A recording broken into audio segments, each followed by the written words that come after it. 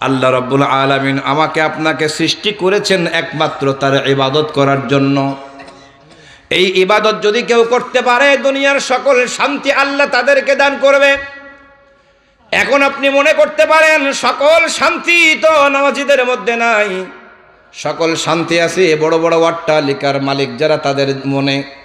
আমি বলবো না না না, একজন 5 ওয়াক্ত প্রকৃত নামাজি ইমানদারের মনের মধ্যে যে সুখ আর শান্তি আছে, আল্লাহর কসম করে বলি বড় বড় কোটিপতিদের মনের মধ্যে তার 10 ভাগের 1 ভাগও নাই। কে কথা বোঝেন নাই? আল্লামা সাইদি রহমতুল্লাহ আলাইহি একটা ওয়াজ করেছিলেন যে বাংলাদেশে এমনও অনেক মানুষ আছে যারা সোনার চাল দিয়ে ভাত খাইতে পারে। কিসের চাল? কথা কয় না। ওই যে আমাদের বিগত প্রধানমন্ত্রী, ওনার লকারে পাওয়া গেছে 832 ভরি স্বর্ণ। কন সুবহানাল্লাহ। কয় ভরি? 800। এই 832 ভরি সোনা দিয়ে যদি দড়ি বানানো যায়, এই দড়ি দিয়ে ওরে ফাঁসি দিলেও মরে যাবে। কথা কয় না। এ টাকা কার? আমার আপনার টাকা। কথা কয় না। তার মানে সম্পূর্ণ টাকা চুরি করে আবার বাংলাদেশের ব্যাংকের লকারে জমা করে রেখে গেছে। এবার যখন এটা উদ্ধার হয়েছে, উনি ওই পাশ থেকে বক্তব্য দিয়েছে যে ডক্টর ইউনূস আমার সোনায় হাত দিলে কেন? কথা বুঝছেন? ইউনূস আমার সোনায় হাত দিলে কেন? তো তোমার সোনায় হাত দেবে না তো কোথায় হাত দেবে? তুমি যা করিস এ বাংলার জনগণ সব বুঝে গেছে। কথা কয় না। বঙ্গবন্ধু আল্লাহ তারে মাফ করে দিক, উনি বলছিলেন সবাই পেয়েছে সোনার খনি আর আমি পেয়েছি চোরের খনি। তার বাস্তব নমুনা তার মেয়ে, তার নাতনি, তার নাত ছেলে সবাই দেখাই দিয়ে গেছে, তার দলের প্রত্যেকটা কর্মীরা পর্যন্ত দেখাই দিয়েছে। আপনি কি মনে করেন? অথচ নামাজও পড়ে, রোজাও রাখে, হজও করে, জাকাতও দেয়, তসবিহ পড়ে, তাহাজ্জুদ পড়ে। আমাকে স্বামী ওসমান তো দিনে 70-80 রাকাত তাহাজ্জুদ পড়েছে। দিনে 70-80 রাকাত তাহাজ্জুদ কখন পড়ে? আর ও পড়েছে কখন? তাহলে কত বড় আল্লাহর ওলি, চিন্তা করছেন? ও দিনে 70-80 রাকাত তাহাজ্জুদ পড়েছে। 70-80 রাকাত তাহাজ্জুদ পড়েছে, 70-80 লাখ টাকা, কোটি টাকা মেরেও দিয়েছে। কথা কয় না। এখন আমাদের মধ্যে অনেক মানুষ আছে নামাজে পড়ে আবার অন্যায় কাজও করে। কারা করে, কেন করে, আমি এই নিয়ে আজকে একটু আলোচনা করব ইনশাআল্লাহ। বাবা, ইবাদতের ভিতরে অন্যতম ইবাদত হলো নামাজ। কি? নামাজ। কালেমা, নামাজ, রোজা, হজ, যাকাত। মনে করেন আমরা এই 5টা জানলাম। ইসলামের মূল স্তম্ভ কয়টা? কালেমার পরেই নামাজ। তার মানে কালেমা মানে কি? কালেমা মানে একজন মুসলমান যদি হয়, একজন মুসলমান হলে পরেই তার প্রথম কাজ কি? এ রোজা, এটা হলো একটা মৌসুমে একবার আসে, বছরে একবার। হজ বছরে একবার, সারা জীবনে একবার মনে করেন। তারপরে যদি কেউ যেতে চায়, টাকা পয়সা থাকে, শিখ গেল, তাও বছরে। এখন যদি কেউ কয় যে আমি হজ করতে যাচ্ছি এখন, তাইলে বুঝতে হলো বাটপার। কি? ওই যে 70-80 টাকার দিনে তাহাজ্জুদ পড়ার মতো। এখন কি হজের মৌসুম? তাহলে হজের মৌসুম হলো জিলহজ মাসে। কথা কোন ঠিক কিনা? তাহলে এটাও বছরে। যাকাত আমরা বছরে একবার আদায় করি, বিশেষ করে রমজানে সওয়াব বেশি হয়, তাই রমজানে করি আমরা। তাহলে সবগুলো হলো বাৎসরিক ইবাদত বা ওয়াকেশন অনুযায়ী ইবাদত। একমাত্র ইসলাম গ্রহণ করার পরে দৈনন্দিন 5 ওয়াক্ত নামাজ একটা মানুষের জন্য মূল ইবাদত। নামাজ এই জন্য বলছে, নামাজ পড়লে মুসলমান আর না পড়লে কাফের। কোনো কথা হবে না, কোনো ফতুয়ায় কাজ হবে না। নামাজ পড়লে মুমিন, নামাজ না পড়লে। কথা কি আমার? বাইনাল আবদি ওয়া বাইনাল কুফরি তারকুস সালাহ। একজন মুসলমান আর একজন কাফেরের মধ্যে পার্থক্য কি? দাড়ি, টুপি, জুব্বা, পাগড়ি না। আল্লাহর নবী বিশ্ব নবী বলেন বাইনাল আবদি ওয়া বাইনাল কুফরি তারকুস সালাহ। একজন মুসলমান আর একজন কাফের, এই কাফের বলতে আমরা যাদেরকে বুঝি বাংলাদেশে আমরা আমাদের ভাষায় বলি হিন্দু, বৌদ্ধ, খ্রিস্টান। ইসলাম ছাড়া অন্য কোনো ধর্ম যদি কেউ পালন করে, আমাদের ইসলাম ধর্ম অনুযায়ী, আল্লাহর ভাষা অনুযায়ী ওই লোকটা হলো কাফের।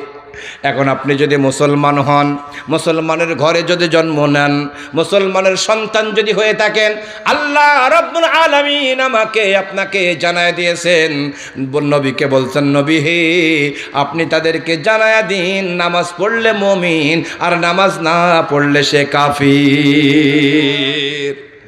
এখন আপনি মনে করেন মাঝে মাঝে পড়ি, মাঝে মাঝে পড়ি না। এইবার আসেন, আপনি মুমিন থাকবেন না কাফের হবেন? আমি আপনাদের সামনে এই হাদিসটা তেলাওয়াত করেছি, মান তারাকা সালাতাম মুতাআম্মিদান ফাকাদ কাফার।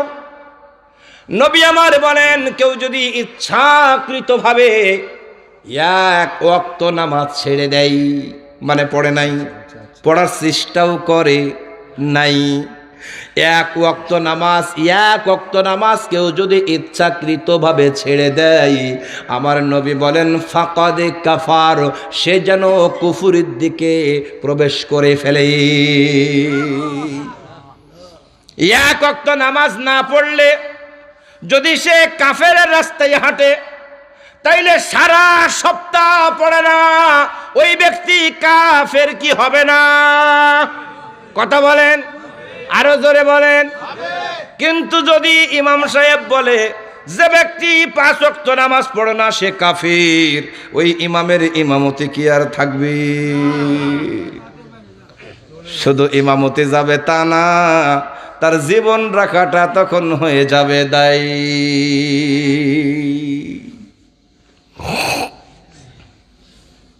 কেমন করে ঘুমাও তুমি? চলবে?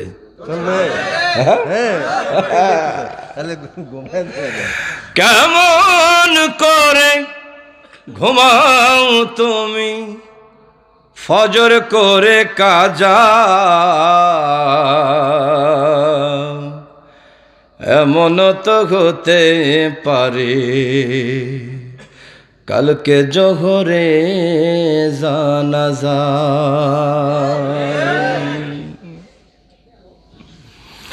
কেমন করে ঘুমাও তুমি, কেমন করে ঘুমাও তুমি ফজর করে কাজা, এমন তো হতে পারে জোহরে জানাজা তোমার, এমন তো হতে পারে জোহরে জানাজা। মুসলিম হয় না জন্ম নিলেই মুসলমানের ঘরে, কাফের মুমিন তফাৎ হয় নামাজের কারণে। মুসলিম হয় না জন্ম নিলেই মুসলমানের ঘরে, কাফের মুমিন তফাৎটা হয় নামাজের কারণে। এই জীবনে নামাজ যেন ও মানুষ, এই জীবনে নামাজ যেন হয় না কভু কাজা, কারণ এমন তো হতে পারে কালকে আসরে জানাজা, এমন তো হতে পারে আজকে রাত 11টায় জানাজা। আল্লাহর নবী বলেন, বাইনাল আবদি ওয়া বাইনাল কুফরি তারকুস সালাহ। একজন মুসলমান আর একজন কাফেরের মধ্যে পার্থক্য নামাজ। ওই ব্যক্তির নামে কোনো পার্থক্য নাই। এই জন্য আমি বলি, আব্দুল মুমিন নাম রাখলেই মুমিন হওয়া যায় না, আতর আলী নাম রাখলেই সুঘ্রাণ পাওয়া যায় না, মুসলিম উদ্দিন নাম রাখলেই মুসলমান হওয়া যায় না। আমার আপনার নবী বলেন, একজন মুসলমান আর একজন কাফেরের মধ্যে পার্থক্য সূচনা করে নামাজ। নামাজ পড়লে ওই ব্যক্তি মুসলমান, আর নামাজ না পড়লে ওই ব্যক্তি কাফের, সে যদি বিশ্ব ওলি হয়, বিশ্ব বড় পীর হয়, বিশ্ব বড় মুফতি হয়, বিশ্ব বড় বক্তা হয়, ওই ব্যক্তি কাফের। কাফের এ ফতোয়া কার? আমার কথা বুঝছেন? নামাজ পড়লে মুমিন, আর নামাজ না পড়লে সে কাফের। সুতরাং মুসলমানেরা, বন্ধু নির্বাচন করতে হবে নামাজিওয়ালাকে, গার্জিয়ান নির্বাচন করতে হবে নামাজিওয়ালাকে, নেতা করতে হবে নামাজিওয়ালাকে। ভোট দেওয়া যাবে না, করা যাবে না, রাখা যাবে না, সখ্যতা রাখা যাবে না, বেনামাজের সাথে সঙ্গ দেওয়া যাবে না। কারণ মান তাশাব্বাহা বিকওমিন ফাহুয়া মিনহুম, সোজা ফতোয়া। যার সাথে যার মহাব্বত, তার সাথে তার। এটা আপনি আমার চেয়ে বড় আলেম, কয়েক বছর অনেক বছর আগে। কথা বোঝেন নাই? তাইলে আপনি যার মুরিদ, আগে দেখতে হবে পীর নামাজ পড়ে কিনা। বাংলাদেশের প্রত্যেকটা মানুষ কোনো না কোনো দরবারকে সাপোর্ট করে, কথা বলেন আপনি? বাংলাদেশের প্রত্যেকটা মানুষ কোনো না কোনো দলকে সাপোর্ট করে। এক লেদা, তুই কোন দল করিস? আমি আমলিগ করি। তুই কোন দল করিস? বিএনপি ছাড়া আবার কি, জামাত ছাড়া আবার কি। ও কি এসব জামাত বিএনপি আমলিগ বোঝে? আসলে ও করে কে? ওর আব্বাই করে তাই। আমার কথা বুঝছেন? তাইলে শিশু বাচ্চাও দল করে, শিশু বাচ্চাও কি করে? দল করে। শিশু বাচ্চাও জিকির করে, কথা বোঝেন নাই? করে না? যে যে দরবারের পীরের মুরিদ হোক না কেন, কেউ যদি মনে করেন আট্রসের মুরিদ হয়, তাহলে আট্রসের সিলসিলায় সে জিকির করে। সে যদি চরমোনার মুরিদ হয়, তাহলে সে চরমোনার সিলসিলায় জিকির করে। ও যদি তাহেরের মুরিদ হয়, তাহলে বসেন বসেন বৈশা যান, কথা বোঝেন নাই? তাহলে প্রত্যেকটা মানুষ, এটা হলো মানুষের খাসলাত। এটা কি? মানুষের খাসলাত। তো এখন আমরা সম্পর্ক যদি মুমিন হয়, আল মুসলিম ও আখুল মুসলিম, একজন মুসলমানের ভাই আর একজন মুসলমান কাফের কোনোদিন ভাই হতে পারে না, কথা কয় না? বেনামাজি সে মুসলমানের ভাই হতে পারে না, কারণ বেনামাজি তো মুসলমান না, সে তো কাফের। কথা ক্লিয়ার না? ভেজাল আছে? রাগ করলে করেন, আর যদি বেশি বাড়াবাড়ি করেন তাহলে শেষ। কি শেষ? ওয়াজ শেষ। ওদের বাড়াবাড়ি করবেন, ওয়াজ শেষ। ওই যে কয়দিন আগে করলাম রসুলপুরে, আর যেগুলো সময় শেষ, ফিনিশিংয়ে দিতে দিল না, বা ছেড়ে চলে আসলাম। আমার কি লস হয়েছে? তা তো ঠিকই কিনে নিয়ে আইছি, কথা বোঝেন নাই? লস হবে কার? আপনাদের। বাবা বেশি দিন থাকবো না, বেশি দিন থাকবো না। এই জন্য কবি বানানে বসত বাড়ি খেতে খামারি, কিছুই যাবে না।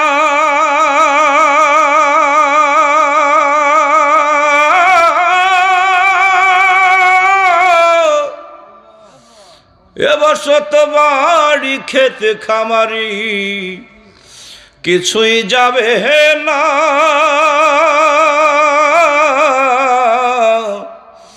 মাটির বাড়ি মাটির ঘর, মাটির হবে বিছানা।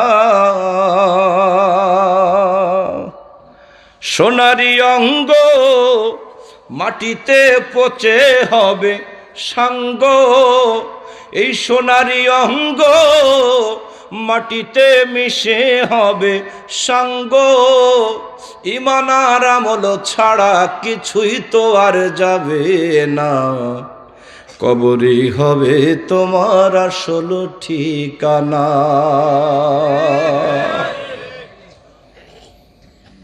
তাহলে কবরে, হাসরে, মিজানে, পুলসিরাতে জুলুমের শিকার তিনি হয়েছেন এই বাংলার জমিনে, ঠিক কিনা? এজন্য আমরা দোয়া করি। আমাদের যদিও তারা প্রতিপক্ষ এখন, কিন্তু আমরা প্রতিহিংসা কোনো রাজনীতি করি না, প্রতিহিংসার জীবন আমরা কেউ যাপন করি না ইনশাআল্লাহ। আল্লাহ তাআলা বাংলাদেশের সকল মানুষ তার জন্য দোয়া করছে। কিন্তু দেখেন আফসোস, আমার খুব আফসোস হচ্ছে আজকে, যে আজকে তার মায়ের পাশে ছেলে আসতে পারে নাই। যে কোনো কারণে, সে কারণটা যাই হোক না কেন, ছেলে আসতে পারছে না, তাইলে আমার এই লন্ডনে থাকা, আমেরিকায় থাকা, কি লাভ আছে এতে বলেন?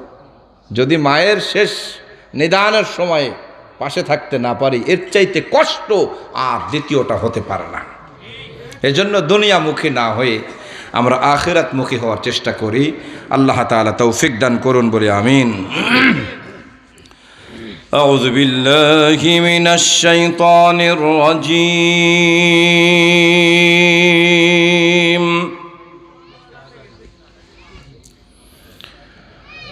বিসমিল্লাহির রহমানির রহিম।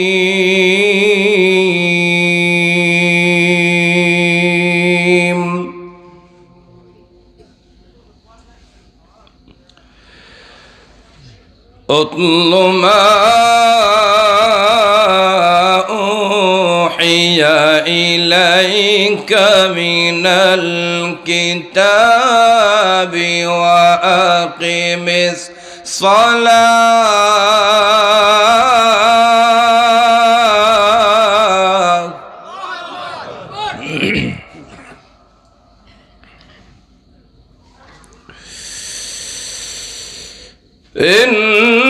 ইন্নাস সালাতা তানহা আনিল ফাহশাই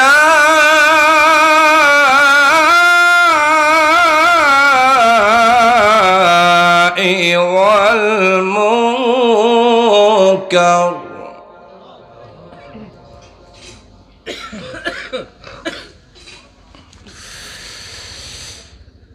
أتل ما أوحي إليك من الكتاب وأقم الصلاة إن الصلاة تنهى عن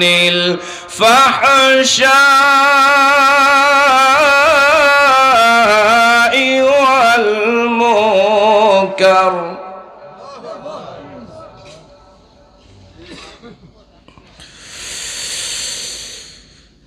إن الصلاة تنهى عن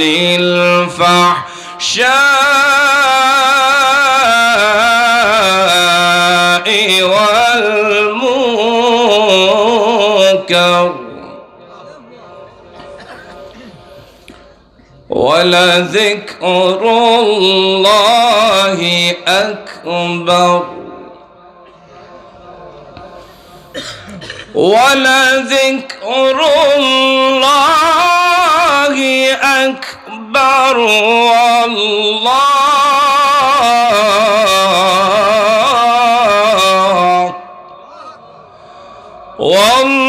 والله يعلم ما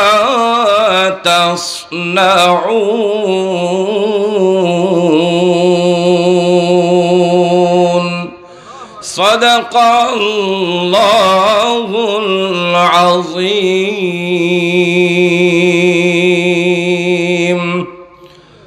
وقال النبي صلى الله عليه وسلم من ترك صلاة متعمدا فقد كفر أو كما قال عليه الصلاة والسلام. وقال تعالى في شأن رسول الله صلى الله عليه وسلم إن الله وملائكته يصلون على النبي يا أيها الذين آمنوا صلوا عليه وسلموا تسليما.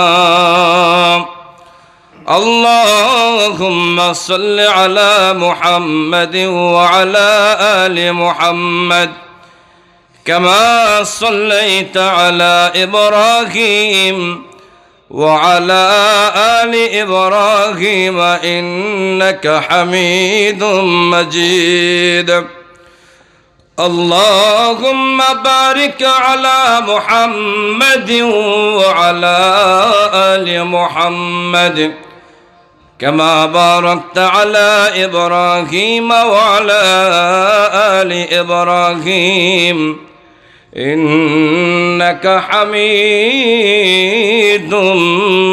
مجيد الحمد لله ঐতিহ্যবাহী ফরিদপুর জেলার নগরকান্দা থানার অন্তর্গত মধ্য শাকপালদিয়া বটতলা মসজিদ কর্তৃক আয়োজিত আজকের এই 10ম বার্ষিক ওয়াজ মাহফিলের মুআজ্জাজ মুকাররম সম্মানিত সভাপতি, আমাদের সকলের শ্রদ্ধাভাজন ব্যক্তিত্ব, এই ফরিদপুরে যাকে এক নামে মানুষ চিনে, আমার অত্যন্ত শ্রদ্ধাভাজন বড় ভাই জনাব মাওলানা মোহাম্মদ সোহরাব হোসেন সাহেব দামাত বরকাতুহুমুল আলিয়া, বারাকাল্লাহু ফি হায়াতি, সকলে বলি আল্লাহুম্মা আমিন। মাহফিলকে পরিচালনা করে ধন্য করেছেন কারি মাওলানা মিজানুর রহমান গৌহরী, আলোচনা করে ধন্য করেছেন জনাব হযরত মাওলানা আওলাদ হোসাইন ফরিদপুরি দামাত বরকাতুহুমুল আলিয়া, হযরত মাওলানা মজিদুর রহমান সাহেব গোপালগঞ্জ দামাত বরকাতুহুমুল আলিয়া।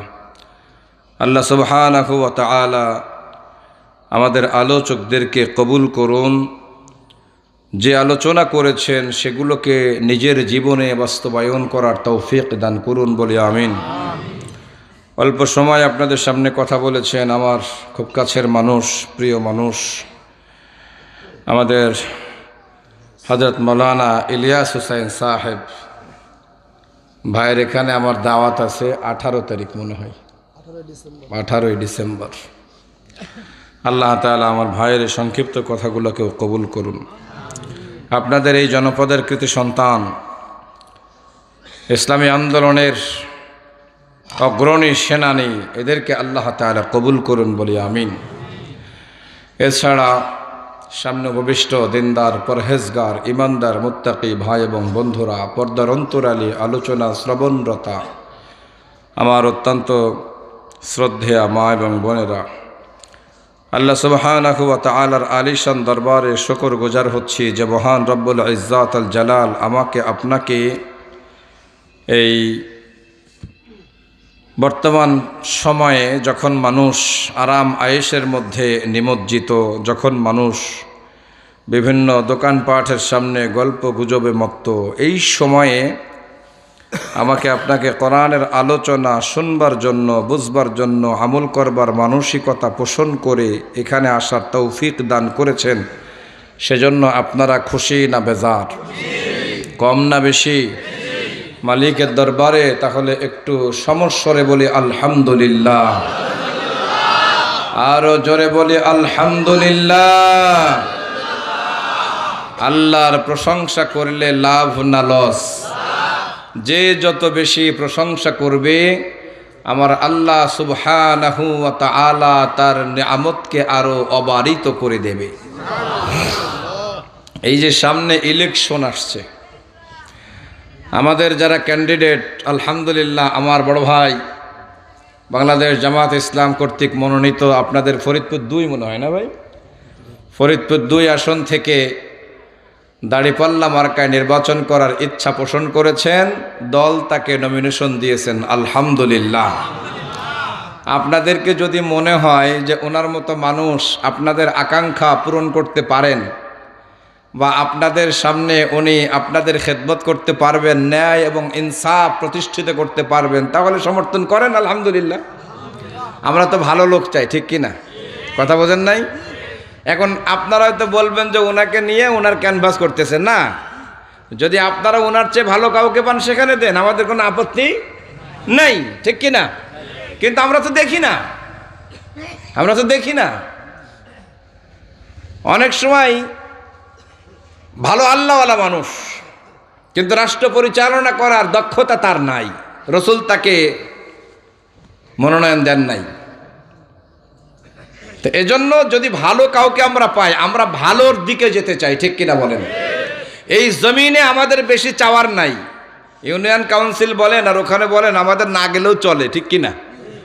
আমরা চাই দেশটা ভালো থাক, আমরা চাই দেশের মানুষ নিরাপত্তা পাক, আমরা চাই ঈমান আমলের সাথে ধর্ম কর্মকে সুন্দর করে পরিচালনা করে ঈমানের সাথে দুনিয়া ত্যাগ করতে। কথা বলুন, ঠিক কিনা? এর বাইরে খাওয়া খাওয়ার অভ্যাস আমাদের নাই, আমরা চাইও না, ঠিক কিনা?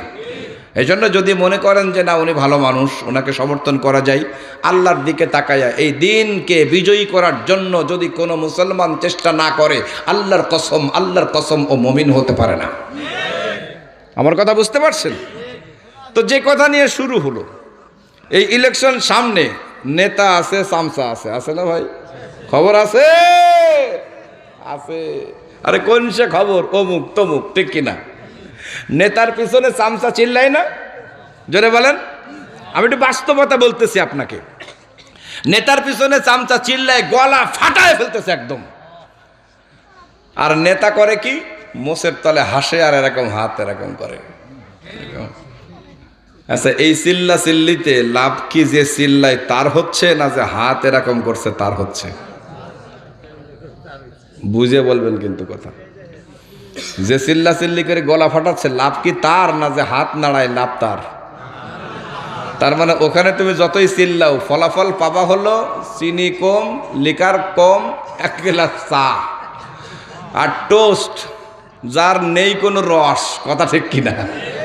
কথা বোঝেন নাই? অথবা যাওয়ার সময় নেতার কাছ থেকে 250 টাকা 500 টাকা নেবেন, এই বিড়ি কিনে খাইতে খাইতে বাড়ি যাবেন। গলাটা এমন কায়দায় ভাঙ্গে ইলেকশনের আগে যে বাড়িতে গিয়ে যখন এরকম দরজায় টাক দেয়, ভিতর থেকে বউ বলে, ভিতর থেকে বউ বলে কে? তখন বলে যে দরজা খোলো। তুমি কে? আমি। তুমি কে? আমি কে? লাস্টে তোমার স্বামী।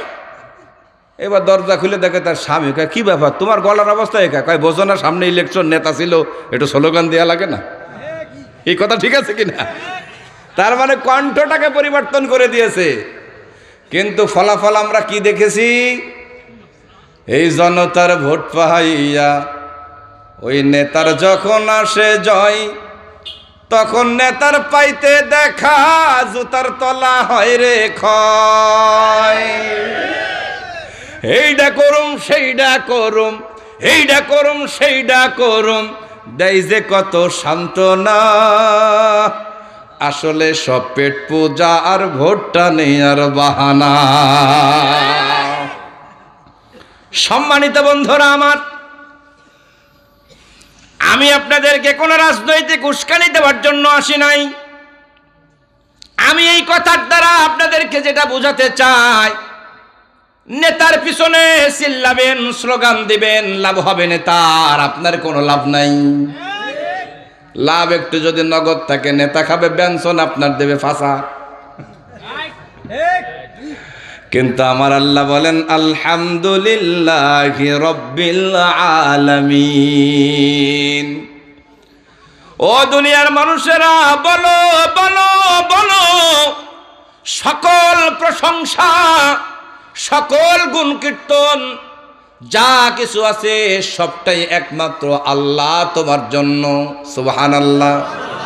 এই যে আল্লাহর শুকরিয়া আদায় করার জন্য আলহামদুলিল্লাহ, সুবহানাল্লাহ, আলহামদুলিল্লাহ, লা ইলাহা ইল্লাল্লাহ, আল্লাহু আকবার, নারে তাকবীর, আল্লাহ।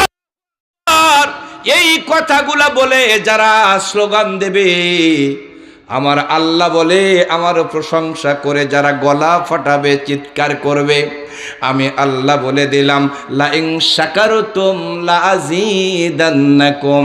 যখনই ওই বান্দারা আমার প্রশংসা করবে, আমার নিয়ামতের শুকরগুজার করবে, আমি আল্লাহ বলে দিলাম লাভ আমার হবে না, লাভ হবে যে শুকরিয়া আদায় করবে তা।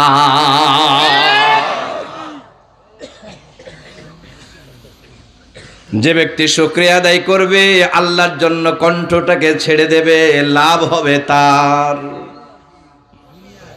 তাহলে চিল্লা চিল্লে হবে কার জন্য? জোরে কথা হবে কার জন্য? এই জন্য হবে যে আমার কণ্ঠ দিয়েছেন কে? আমার জিহ্বা দিয়েছেন কে? আমার ঠোঁট দিয়েছেন কে? এই জিহ্বা, এই ঠোঁট, এই কণ্ঠ, এই জবান আমার আল্লাহর জন্য যদি কেউ ব্যয় করতে না পারে, আল্লাহর কসম করে বলি, ও হলো নেমক হারাম, ও হলো শয়তান, ও হলো জানোয়ার। চিন্তা করছেন? আল্লাহ বলছে আলাম নাজআল লাহু আইনাইন ওয়া লিসানান ওয়া শাফাতাইন। আমি কি তোমাকে চক্ষু দেই নাই? আমি কি তোমাকে দুইটা ঠোঁট দেই নাই? আমি কি তোমাকে জিহ্বা দেই নাই? আমি কি তোমাকে জবান দেই নাই? সুতরাং যেই ঠোঁট সৃষ্টি করেছি আমি, জিহ্বা সৃষ্টি করেছি আমি, কণ্ঠ দিয়েছি আমি, জবানে কথা দিয়েছি আমি, তোমার জবান থেকে যদি কথা বের হয় সেটা আমার নামের কথা হতে হবে। বুঝাইতে পারলাম? যদি কেউ করতে পারে সে হলো মুমিন। সে কি? আল্লাহ বলছে তোমার জন্য আমার নিয়ামত যত বলবে তত বেড়ে যাবে, যত বলবে তত বেড়ে যাবে। আর যদি আমার নিয়ামত ভোগ করবে অথচ আমাকে মানবে না, আমার কথা শুনবে না, আমার পথে চলবে না, তাহলে তোমরাই বলো, সূরা রহমানের মধ্যে এটা এসছে, তোমরা বলো আসমানের মালিক কে? জমিনের মালিক কে? তাইলে আমার সাথে যেহেতু তোমার মেলে না, আমার সাথে যেহেতু তোমার মেলে না, আচ্ছা আমার বউ আমার বাড়ি থাকবে, আমার বাড়ি খাবে, আমার তা পড়বে, আমার বাড়ি খবরদারি করবে, কিন্তু কথা শুনবে ওই পাড়া সেলিমের, আমি কি রাখবো? হ্যাঁ, কয়দিন রাখবো? হারামখোর বেরো, ঠিক কিনা? তা আল্লাহ বলছে যে তুমি আমার জমিনে থাকবা, তুমি বললা যে আসমানের মালিক আল্লাহ তুমি, জমিনের মালিক তুমি, তা তুমি আসো কেন আমার কাছে? আল্লাহ রাব্বুল আলামিন বলেন, ইয়া মাশারাল জিন্নি ওয়াল ইনস ইন ইসতাতাতুম আন তানফুযু মিন আকতারিস সামাওয়াতি ওয়াল আরদ ফানফুযু লা তানফুযুনা ইল্লা বিসুলতান। আল্লাহ রাব্বুল আলামিন জিনকে আর মানব জাতিকে ডেকে ডেকে বলতেছে, ও জিন আর মানুষ, আমার ইবাদত, আমার বন্দেগি, আমার জিকির আজকার, আমার তাসবিহ তাহলিল, আমার কোরআন, আমার নামাজ, আমার রোজা, আমার হজ, আমার যাকাত, আমার দান, আমার সাদকা, এক কথায় আমি যা তোমাদের জন্য ফরজ করে দিয়েছি, এক কথায় ইবাদতকে ফরজ করে দিয়েছি। এই ইবাদত যদি তোমার ভালো না লাগে, আমি জোর করে তোমার কাছ থেকে ইবাদত নিতে চাই না, জোর করে কোনো সেজদার প্রয়োজন আমার নাই, কারণ আমি তো ভোটে দাঁড়াবো না। তুমি যদি আমাকে নিজ গুণে না ডাকো তাহলে তোমার আমার জন্য দরকার নাই। যদি আমার কোনো কিছু তোমার কাছে ভালো না লাগে ও জিন ও মানুষ, তাহলে আমি বলে দিলাম আমার আসমানের নিচে থেকে আর জমিনের উপর থেকে অন্য কোথাও চলে যাও, বের হয়ে যাও। সন্তান যদি কথা না শোনে, বাপ বলে আমার বাড়ি তোর জায়গা নাই, বাপ যদি এ কথা বলতে পারে, আল্লাহ পারে না? জোরে বলেন পারে কিনা? কিন্তু আল্লাহ বলছে আমার সীমারেখার বাইরে চলে যাও। এরপরে আল্লাহ আদর করে ধমক দেওয়ার পরে আদর করে বলছেন, না রে বান্দা, না না না না, আমার সীমারেখার বাইরে তোমরা কেউ যেতে পারবে না, যাওয়ার কোনো সুযোগ তোমাদের জন্য নাই। আমার ক্ষমতা, আমার কর্তৃত্বের বাইরে যাওয়ার কোনো সুযোগ তোমার জন্য নাই রে বান্দা। ফাবিআইয়ি আলা'i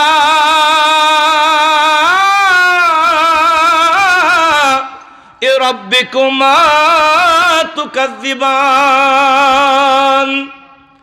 আল্লাহ বুঝ দিয়ে বলতে, যেতে তো পারবি না রে বাবা, পারবি না, পারবি না, সুতরাং বাড়াবাড়ি কেন করিস?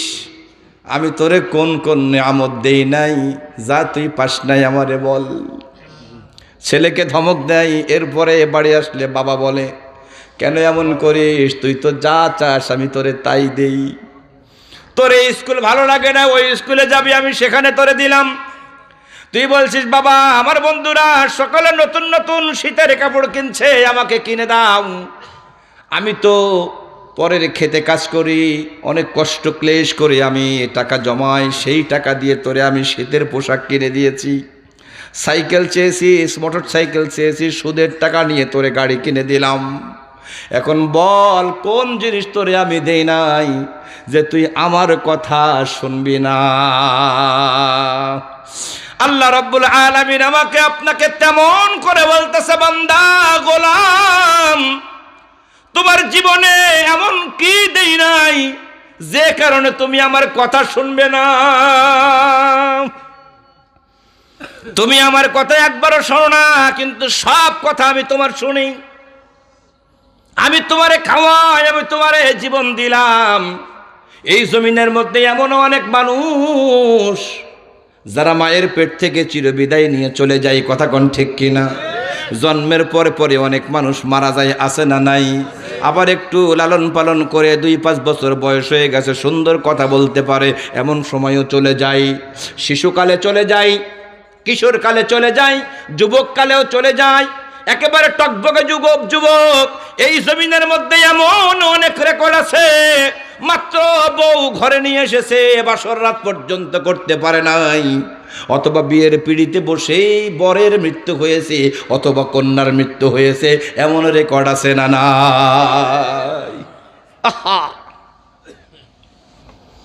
আল্লাহ বলছে তোমার হায়াতের মালিক আমি আল্লাহ, মৌতের মালিক আমি আল্লাহ, তোমার রিজিকের মালিক আমি আল্লাহ, তোমার যা কিছু লাগে সব কিছু অবারিত করে দেই আমি আল্লাহ। তাহলে কেন আমার কথা শুনবে না, কেন আমার পথে চলবে না বলো? আমি কোন জিনিস তোমাকে দেই নাই বলো? রোগ শোকের মধ্যে পড়ে গেছো, জীবনে কোনোদিন আমারে ডাকো নাই, একদিন হঠাৎ করে তোমার কেন জানি মনে হলো পিঠের ব্যথায়, যন্ত্রণায়, শরীরের ভিতরে রোগবালাই বাসা বেঁধেছে, ওষুধ খাওয়ার পরেও কাজ হয় না, নড়তে পারো না, চড়তে পারো না, একদিন বলতেছো আল্লাহ এত কষ্ট আমার আর ভালো লাগে না, মেহেরবানি করে আমাকে সুস্থ করে দাও, অথবা আমাকে নিয়ে যাও। আছে না নাই? আল্লাহ বলছে তুই আমার নাফরমানি করেছিস বারবার, আমার সাথে অধ্যত্বপূর্ণ আচরণ করেছিস বারবার, আমার কোন বিধান মানিস নাই, আমার কথা বলিস না, নেতার পিছনে চামচামি করিস, দুনিয়ার পিছনে চামচামি করিস, বন্ধু বান্ধব, প্রেমিক প্রেমিকা তোরা নিজেরা খোঁজ গল্প গুজব করিস, একটা বারের জন্য আমি আল্লাহকে ডাকিস না। আমি তো আল্লাহ রাগ করে তোরে তো খাবার বন্ধ করে দেই নাই, আমি ইচ্ছা করলে তোর জবানটাকে বন্ধ করে দিতে পারতাম। ফজরের নামাজকে তোর জন্য ফরজ করে দিয়েছি, কিন্তু ফজরের নামাজ না পড়ে লেপ কাতার মধ্যে মুড়ি দিয়ে কি করে নাক ডেকে ডেকে ঘুমাস? আমি আল্লাহ ইচ্ছা করলে কি তোর বিছানাটাকে তোর পিঠের সাথে লাগায় দিতে পারতাম কিনা বলেন? কত মানুষ ঘুম থেকে ওঠে, আবার কত মানুষ 1000বার ডাকলেও আর ঘুম থেকে জাগে না, ঠিক কিনা? আল্লাহ বলে আমাকে ডাকার জন্য যদি আমি চাইতাম, পৃথিবীর সকল মাখলুকাত আমাকে ডাকতে বাধ্য হতো, কি পারতো না? আল্লাহ সিস্টেম করে দেবে, ফজরের নামাজ পড়বা না, সারাদিন উঠতে পারবা না, বিছানার সাথে তোমার শরীরটা লক হয়ে যাবে। কি পারতেন কিনা? কথা কয় না, মানে আল্লাহ সব পারে, এ পারে না মনে হয়। হ্যাঁ চান্দু, আল্লাহ পারে। আল্লাহ বলে তুই নামাজ না পড়লে আমার কি হবে? আমার কিচ্ছু হবে না, তুই ডাকবি না, অন্য সবাই ডাকে আমারে, কিন্তু না ডাকলে লস হবে তোর, আমারে ডাকলে লাভ তোর, না ডাকলে লস তোর, আমার কিছুই যায় আসে না। কি কথা বোঝেন নাই? যদি আল্লাহ চাইতো যে ইসলাম সকলে মানতে হবে, তাহলে এত ওয়াজ নসিহত করা লাগতো না তো আমাদের। বরং আল্লাহ বলছে লাস্তা আলাইহিম বিমুসাইতির, রাসূল আপনার কাজ হলো বলা। আল্লাহ তাআলা আমাদেরকে বলতেছে ও মাওলানারা তোমাদের কাজ হলো বলা, শুধু বলে চলে আসো, গ্যাঞ্জাম করার দরকার নাই। ও মানে মানুক, না মানে না মানুক, মানলে ভালো, না মানলে আরো ভালো, ওরে এমন কায়দায় মারবো ও তখন বাঁচার কোনো লাইন পাবে না। আল্লাহ ইচ্ছা করলে সবই পারে, কিন্তু আল্লাহ করে না। আল্লাহ বলছে আল্লাযী খালাকাল মাউতা ওয়াল হায়াতা লিয়াবলুয়াকুম আইয়ুকুম আহসানু আমালা। আমি তোমাদের জীবন আর মৃত্যু সৃষ্টি করেছি। এই জীবন আর মৃত্যুর খেলা আমি কেন খেলি জানো? আমি দেখতে চাই এই জীবন পাওয়ার পরে তোমরা কে ভালো কাজ করো আর কে মন্দ কাজ করো। শুধু পরীক্ষা। আপনি নামাজ পড়বেন, ভালো কথা, না পড়লেও ভালো কথা। পরীক্ষা হবে আজকে অঙ্ক, আপনি ইংরেজিতে লিখেই যাচ্ছেন, খাতা ভরে লিখে ফেলাইছেন। মাস্টার দেখবে, এই যে আমাদের তো স্যার বসে আছেন, উনি এসে দেখবে কি রে আজকে তো ইংরেজি পরীক্ষা, তো অঙ্ক পরীক্ষা, তো ইংরেজি লেগে কেন, এ মালটাল খাইলো কিনা আল্লাহ জানে। কিন্তু উনি তো কিছু বলবে না, কারণ আজকে পরীক্ষার দিন। কিছু বলবে না, বলা যায় নাই। যদি বলে তাহলে 7-2 নম্বর, কথা ঠিক কিনা? বলা যাবে না। ও টের পাবে কোন দিন? ফলাফল হবে যেদিন। হ্যাঁ, ওই যে বরিশাল্লা ভাষায় খায়, এমন ট্যাপ তো পাও নাই, সেটটা কত। হ্যাঁ, বসবো বোঝেন নাই? ওই দিন বুঝবা তুমি কি করেছো। তুমি অঙ্কের দিন ইংরেজি লিখে মনে করতেছো আমি তো বিরাট পাস না ফেল। ওই দিন তোমাকে পাই টু পাই হিসাব নিকাশ দিতে হবে, কথা কর ঠিক কি? এখন আল্লাহ তাআলা আমাদেরকে বানাইছেন কেন? সিম্পল কথা, মা খালাকতুল জিন্না ওয়াল ইনসা ইল্লা লিয়াবুদুন। আল্লাহ বলছে মানুষ আর জিনকে আমি আমার ইবাদত ছাড়া অন্য কিছুর জন্য সৃষ্টি করি নাই। আমরা তরজমা করি যে মানুষ আর জিনকে সৃষ্টি করেছি ইবাদত করার জন্য, আসলে এটা না। আল্লাহ বলছে মা খালাকতুল, আমি সৃষ্টি করি নাই, জিন্না ওয়াল ইনস, জিন এবং মানুষকে আমি সৃষ্টি করিনি, ইল্লা লিয়াবুদুন, ইবাদত ছাড়া অন্য কোনো কাজের জন্য। তাহলে আমার আপনার কাজ কি? আরো জোরে বলেন। ইবাদত মানে কি? ইবাদত মানে হলো গোলামি করা, দাসত্ব করা, আদেশকে মেনে চলা, এর নাম হলো ইবাদত। এখন আল্লাহ বলছে যে দৈনিক 5 বার তোমার জন্য আমি নামাজকে ফরজ করে দিয়েছি, সকাল এবং সন্ধ্যাকে। ওয়াসাব্বিহুহু বুকরাতাও ওয়া আসিলা, আমি সকাল আর সন্ধ্যায় আমার জিকির করার কথা তোমাকে জানিয়ে দিয়েছি। তোমরা রাতের বেলা কিয়াম করবে আর আমার কোরআন পড়বে। তোমরা ফজরের সময় তোমরা কোরআনে পাককে তেলাওয়াত করবে, এই কোরআন তোমাদেরকে শাফাআত করবে। তোমরা দুনিয়াতে যে কাজই করো না কেন সেটা আমার হুকুম মোতাবেক করবে, আমার আইন মোতাবেক করবে, তাহলেই হবে তোমার ইবাদত। কিন্তু আমরা কি সেটা করি? আমরা যে দৈনিক 5 ওয়াক্ত নামাজ, এইটাই তো আমরা পড়ি না। আপনি কেন পড়েন না বলেন তো? আর যারা পড়িও এরা আল্লাহর বিধান অনুযায়ী পড়ি না বলেই মসজিদ থেকেও জুতো চুরি হয়। কে কথা বোঝেন নাই? মসজিদ থেকেও জুতা চুরি হয়। আচ্ছা, মসজিদ থেকে জুতা কি চুরি হওয়ার কথা? আপনি শুনে আশ্চর্য হবেন। আমি একবার এক জায়গায় মাহফিলে গেলাম, প্রধান বক্তা, ওই জুতা খুলে স্টেজে উঠছে, যাওয়ার সময় আমার সে বুট আমি আর পাইনি। তো এখন একজন বলছে যে আরে প্রধান বক্তার জুতো তোরা চুরি করলে। আমি বললাম চুরি করে নিও, ভক্তি করে নিয়ে গেছে। চিন্তা করলে কিছুই তো নিতে পারলাম না, ওয়াজ নসিহত তো নিতে পারলাম না, তো জুতাটাই নিয়ে যাই। তাহলে কি নামাজি? আচ্ছা, ওয়াজ কি খারাপ লোক শুনতে আসে? কথা কয় না। ওয়াজ ভালো লোক শুনতে আসে। তা ভালো লোক ওয়াজ শুনতে এসে ও যে জুতো চুরি করে নিয়ে গেল, ও কাজটা কি ভালো করলো না খারাপ করলো? তা নামাজও পড়ে, চুরিও করে, নামাজও পড়ে, সুদও খায়, নামাজও পড়ে, জিকিরও করে, নামাজও পড়ে, মিলাদও পড়ে, নামাজও পড়ে, চুরিও করে, নামাজও পড়ে, দুর্নীতি করে, নামাজ পড়ে চালের মধ্যে পাথর মিশাই, নামাজ পড়ে হলুদের মধ্যে আপনার আটার গুঁড়া মিশাই। আছে না নাই? আছে না নাই? তাহলে ও কি নামাজ? আসলে কেন এরকম করে?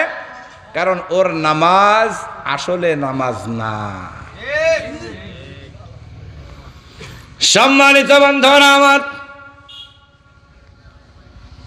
এই জন্য আমাদের কাজ হবে আল্লাহ রাব্বুল আলামিনের ইবাদতে নিজেকে মশগুল রাখা।